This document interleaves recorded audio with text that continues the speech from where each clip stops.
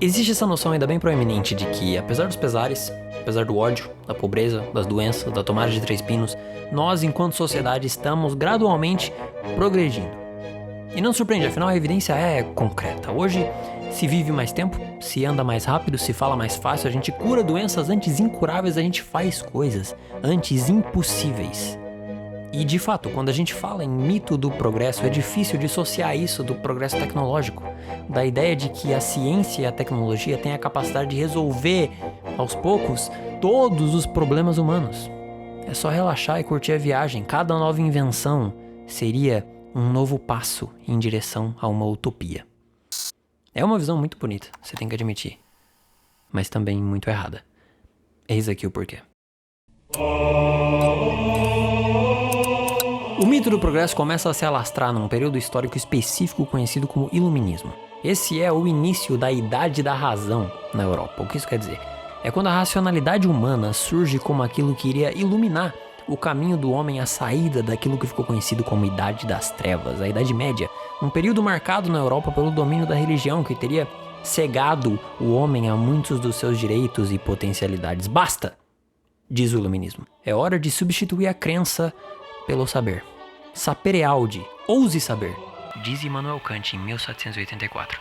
Ouse pensar, ouse usar o seu próprio entendimento para definir o que é bom, o que é certo e o que é verdade, sem mais recorrer à igreja. Isso é importante. A queda da tradição religiosa da Idade Média para a moderna é o principal fenômeno para entender como a nossa sociedade nasceu. Porque veja, o sistema de valores que passa a reger a vida em comum deixa de vir dos céus, certo? Traduzido pela igreja, e passa a vir do homem. Sou eu, não Deus, quem define o que é bom, o que é certo e o que é verdade. Isso é o que a gente chama de antropocentrismo. Ganha força aqui a noção do eu, do indivíduo, da liberdade individual. Eu sou livre para acreditar no que eu quiser e dizer o que eu quiser. Não é coincidência que essas ideias estão crescendo justo na época das grandes revoluções burguesas, que vão desafiar a sociedade medieval e trocar uma economia feudal que favorecia a igreja e a nobreza por uma economia capitalista que parecia algo mais justo, por mais que na verdade favorecesse um terceiro grupo. A igreja perde força para controlar essa sociedade cada vez mais racional que passa a obedecer uma outra instituição, chamada mercado. Ao mesmo tempo, sem a igreja, a ciência se torna livre. Nada mais é proibido de se estudar. Pelo contrário, a inovação tecnológica, antes só um produto colateral da ciência, vira pela primeira vez uma necessidade imposta pelo mercado. Sim, a Apple não lança todo ano um iPhone com novos recursos porque você precisa, afinal, convenhamos, ninguém precisa daquela merda, mas sim porque o mercado exige. Existe um casamento histórico entre capitalismo e ciência moderna, baseado numa convergência de interesses. E cada produto novo que sai hoje, seja o Apple Vision Pro, seja qualquer coisa absurda que você viu para vender na Shopee ontem, é descendente desse casamento.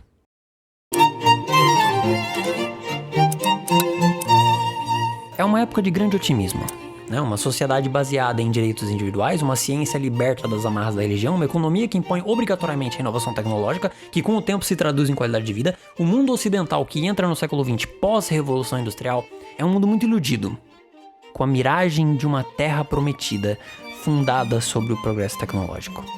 Uma miragem que começa a se desintegrar com eventos como a crise de 29 nos Estados Unidos, que afetou o mundo inteiro e levou milhões de pessoas para a miséria, e com a soma dos dois eventos mais destrutivos da história da humanidade, a Primeira e a Segunda Guerra Mundial.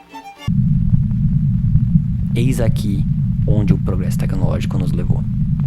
Ao mesmo tempo, se a crise e a guerra destruíram a confiança popular em relação ao futuro, era justamente essa confiança que as duas superpotências globais pós-Segunda Guerra precisavam recuperar. É o começo da Guerra Fria, um confronto ideológico, não físico, onde cada lado queria provar que tinha um melhor sistema socioeconômico, enquanto o outro era uma merda. O mito do progresso vai ser, então, ressuscitado aqui no Ocidente na base da propaganda americana pesada que visava desesperadamente gerar essa imagem de que o capitalismo, o livre mercado, vai prover todas as necessidades humanas. Confia. Carro, televisão, torradeira, surge aqui o American Way of Life, o jeito americano de viver. Confia no mercado, confia no progresso, trabalhe, compre, consuma. Trabalhe, compre, consuma. Eis a receita da felicidade. A ciência se torna aqui uma ferramenta ideológica. O maior exemplo disso é a corrida espacial. Os Estados Unidos investem zilhões de dólares para colocar o homem na Lua, não por causa de um espírito aventureiro incrível, e sim para provar que capitalismo é igual a progresso. E a arte imita a vida, é ou não é? A cultura de um tempo costuma refletir os seus valores predominantes. O culto à ciência iluminista no início da Idade Moderna produz a ficção científica, cujo livro Somnium, de Johannes Kepler, é considerado o primeiro do gênero. 300 anos para frente, plena Guerra Fria, propaganda do progresso, produz uma ficção científica de otimismo. Com Isaac Asimov, Arthur Charles Clarke, Jornada nas Estrelas, é a era dos robôs, das naves espaciais, dos impérios galácticos, imortalidade, teletransporte, tudo que a imaginação sonha.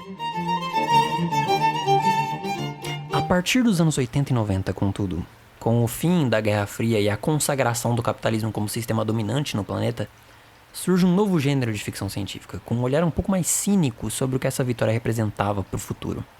Um gênero que escolhia não fantasiar romanticamente sobre os séculos à frente da humanidade, e sim denunciar um futuro muito menos próspero e também muito menos distante, suspeitando que talvez a gente nem dure tanto assim.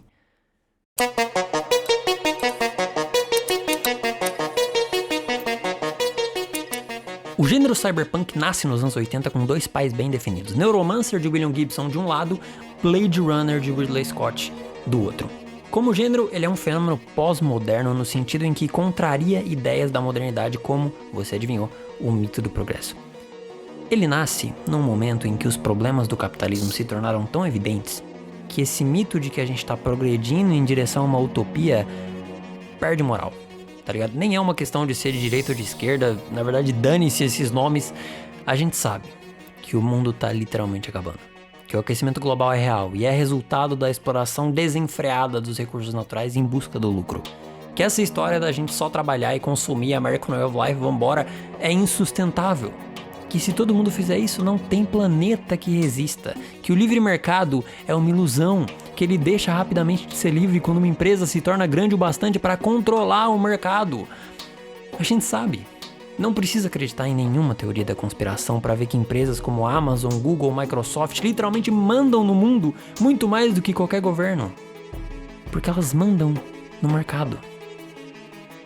O cyberpunk surge como expressão dessa realização. Aqui estão todos os seus elementos. Os monopólios multinacionais substituem definitivamente os governos. A poluição atinge níveis absurdos, de modo que as cidades se tornam perpetuamente cinzas e escuras, iluminadas apenas por luzes de neon hiperestimulantes que anunciam cada vez mais produtos, cada vez mais rapidamente obsoletos. Algo que Philip Dick em Blade Runner vai chamar de bagulhização. A gente é cercado por uma montanha interminável de bagulhos, produtos excedentes, sem vida, sem alma, feitos para serem trocados por versões mais novas, mais caras, num consumismo sem propósito que contrasta com surtos de extrema pobreza e isolamento social. O otimismo iluminista do mito do progresso é cinicamente substituído por um certo niilismo ou fatalismo pós-moderno. Se a tecnologia não pode resolver todos os problemas humanos, bom, pelo menos ela nos ajuda a esquecê-los. Nos ajuda a se anestesiar dentro de uma cyber-realidade alternativa que Neuromancer vai batizar de Matrix, mas que hoje talvez você conheça como metaverso. O mais curioso, contudo, o mais melancólico é que o cyberpunk com o tempo se tornou menos uma denúncia do que uma profecia. A gente aceitou, de certa forma, que esse é o nosso fim. A gente aceitou que, sim, o mito do progresso é uma farsa. Que a gente caminha dia após dia para uma distopia, que o mundo vai acabar. E não há nada que possa ser feito. É assim que acaba. Eu falei do casamento de interesses que existe entre capitalismo e ciência na transição da Idade Média para a Idade Moderna. A ciência queria se livrar da influência religiosa e o capitalismo precisava de fontes de legitimação para conseguir superar o feudalismo. A tecnologia, por meio do mito do progresso, principalmente a partir da Guerra Fria, serviu como uma forma de convencer a sociedade de que esse jeito americano de viver, não mais em torno da igreja, como era na Idade Média, nem em torno do Estado, como era na União Soviética, mas sim em torno do mercado, através da lei da oferta e da demanda, seria capaz de prover tudo o que a gente precisa. Uma vida boa e justa para todos. Mas esse mito perde força quando a gente percebe que não importa quantas novas invenções apareçam, as pessoas continuam passando fome e continuam morrendo. Que apesar das novas tecnologias, as pessoas trabalham tanto quanto antes ou mais se elas não quiserem perder o emprego e ir pra rua por causa dessas novas tecnologias, o que é absurdo. A gente sabe que o problema não é a tecnologia. O problema do mercado ter se tornado a instituição que controla a nossa vida é que as necessidades do mercado não são as nossas. Essa é a grande mentira da Idade Moderna. Uma mentira que a gente já percebeu.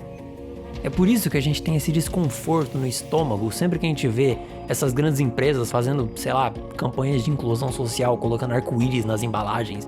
Porque a gente sabe que isso é mentira, que elas não se importam de verdade com essas coisas. É só mais uma estratégia para lucrar. É por isso que quando a gente vê essas inovações, como que tá acontecendo com a inteligência artificial, o Apple Vision Pro, o metaverso, a gente sente medo.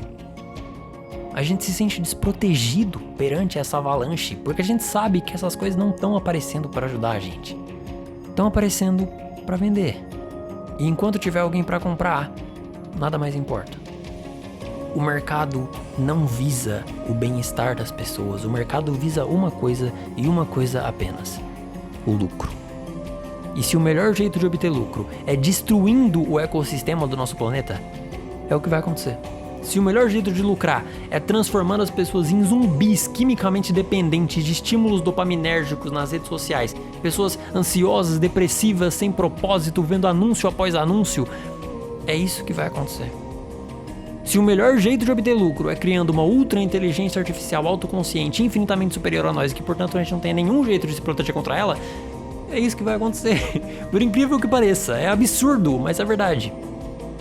E a gente se sente refém desse progresso. Tímidos passageiros de um sistema que a gente mesmo criou e que vai nos destruir. Como isso é possível? Eu não sei.